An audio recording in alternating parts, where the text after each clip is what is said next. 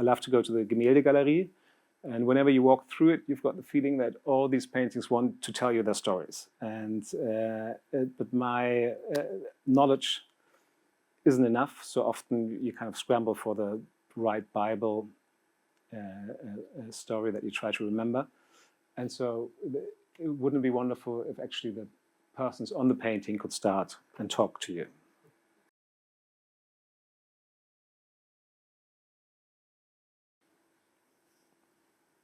Behold, I am Georg Giese, a merchant by trade, my existence forever encapsulated within this frame by the masterful Hans Holbein the Younger.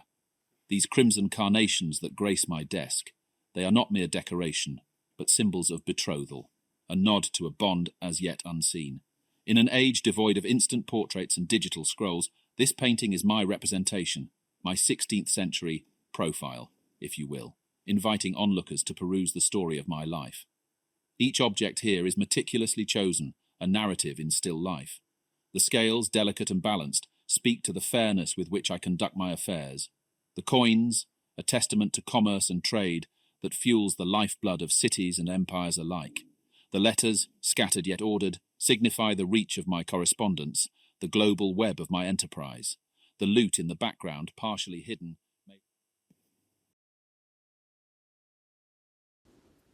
Ah, so you've come to peer into the eyes of Malababe, have ye?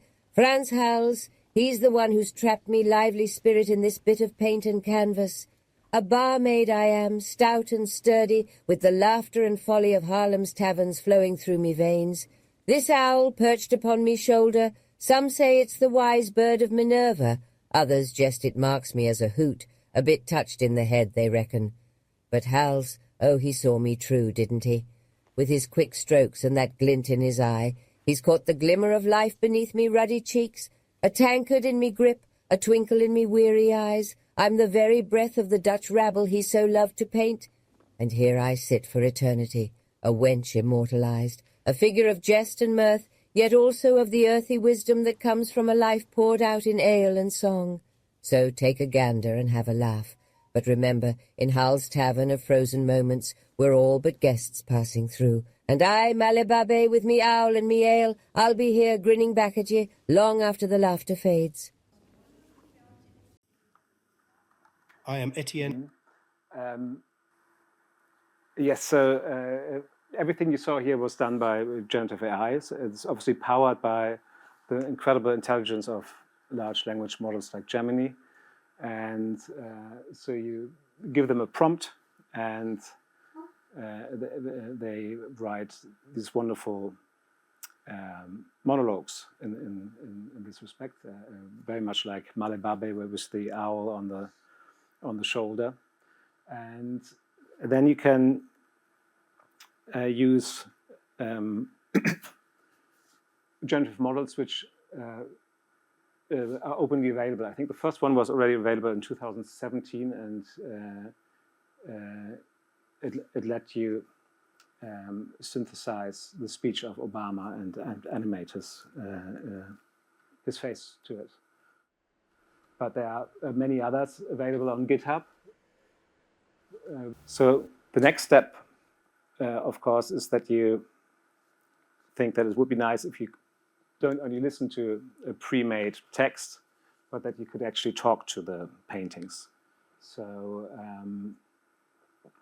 so here's a little clip how a conversation with an intelligent avatar could look like. What did you do before you wrote Catcher in the Rye? In the years leading up to penning Catcher, I'll tell you, things were a kind of goddamn crazy mess, if you want the honest truth. I'd been hauled all over Europe with the army, seen things no man ought to see, things that stick with you like a lousy cold you can't shake. Felt like I'd been chewed up and spit out by the world, like some second-hand piece of gum. And how did you come up with the idea for this book? And this book, this goddamn book, it began like a tickle in the back of my brain, in which I just had to scratch. Something about that boy, Holden, he just wouldn't leave me alone. I was very moved by Ivan's and Alyosha's discussions about God. Could you elaborate on his argument that involves the suffering of an innocent child? Firstly, I thank you for your kind words. Literature, in its essence, is a reflection of humanity's deepest struggles and aspirations, and I've always hoped my works would resonate with the souls of my readers. Ivan's discourse on the suffering of innocent children is one of the most emotionally charged and philosophically intricate passages in The Brothers Karamazov. In his conversations with Alyosha, he presents a series of harrowing tales of children subjected to unthinkable cruelty. The crux of his argument is not to deny God's existence, but rather to question the morality of a world order where such suffering is permitted. He famously says that he returns the ticket to a God and a heaven that necessitates the suffering of even one innocent child for the sake of some greater cosmic harmony. The emotional weight of this argument is undeniable. It challenges the foundations of faith, asking whether a divine plan that demands such sacrifices can ever be deemed just or loving. What's the difference between the experience of the death of your own brother and the way you portrayed it in Anna Karenina? You've touched upon a part of my life that is both delicate and profound. During Nikolai's illness, there were moments of respite where it seemed he might recover, or at least live longer. The emotional burden of watching him suffer weighed heavily upon me. In one of these moments, to find some relief, I did venture out with a band of local Romani people in the region. Their music, their way of life, and their fleeting escape from the realities of life provided a temporary solace. However, during my brief absence, Nikolai's condition deteriorated rapidly. By the time I returned, he had passed away. The weight of guilt and remorse of not being there in his final moments bore heavily on my conscience. It's a sentiment that's difficult to articulate, a mix of profound grief, guilt, and a desperate wish to turn back time. The death scene of Nikolai Dmitrievich Levin in Anna Karenina is, in some ways, a reflection of that remorse and a tribute to my brother. The tender moments shared between the brothers in the book are an expression of what I wished I could have shared with Nikolai in his final moments. Art, in its myriad forms, often becomes a vessel for the creator's emotions, regrets, hopes, and dreams. The scene in Anna Karenina was an avenue for me to find both closure and redemption.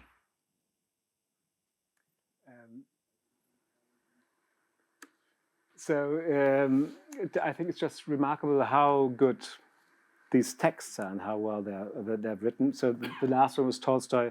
It's actually, there's a very touching scene in Anna Karenina where the older brother dies, and when you read it, you think it's because Tolstoy's older brother had died, and he had experienced the same thing.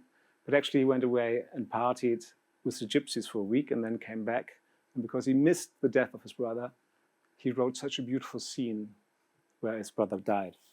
And this, casually are informed by conversing with a large language model. And I think for me, it changes something when I speak to a person and have this kind of different way of interacting with the knowledge of the world. So I think it's very exciting. And obviously, I would like to do a demo. Thing is, out of the box, it doesn't really work yet. So there is live stream by DID and Hagen, but it's in WebM, so it's a codec which I can't use for the augmented reality. But we built a demo app which does our own kind of live stream. It's just not really live. You have to wait for a moment for the answer to come back. But I think you'll get the idea, and maybe we try it out and see how it goes.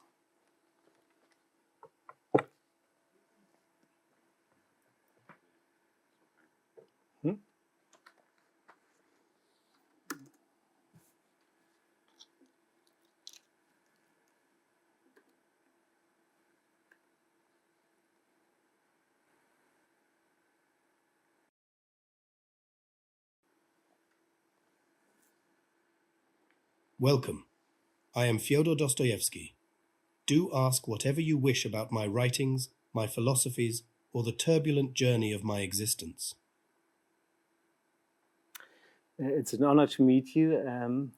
What were the experiences in your life that had the most impact on your ideas in philosophy and literature? So you have a text to speech to text conversion, and then the text is sent to a large language model, which then answers as Dostoevsky and sends the answer, in our case, to the DID service.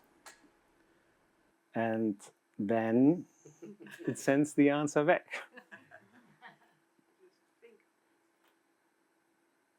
Ah, such disdain cloaks a yearning for understanding, does it not? My tumultuous journey, facing death, enduring Siberian exile, grappling with epilepsy, these trials sculpted my soul, urging me to probe humanity's profundities and pen the truths of our spiritual and existential ordeal.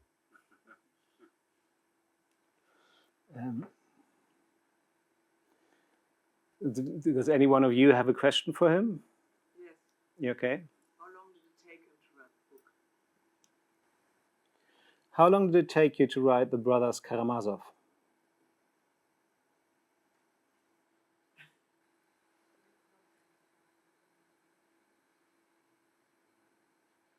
The crafting of The Brothers Karamazov was a laborious journey, spanning nearly 2 years.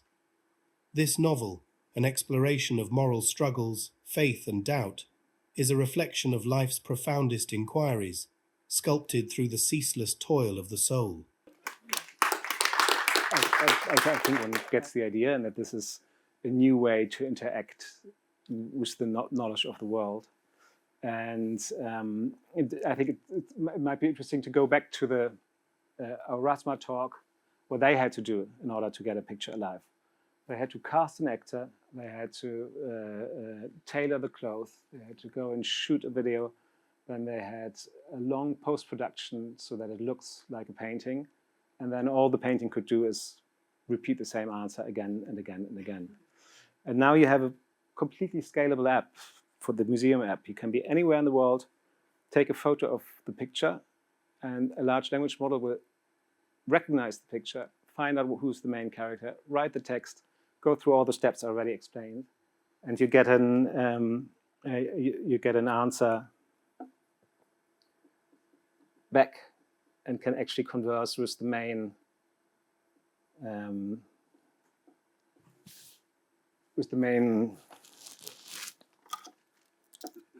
personality on the painting. And I think that's amazing.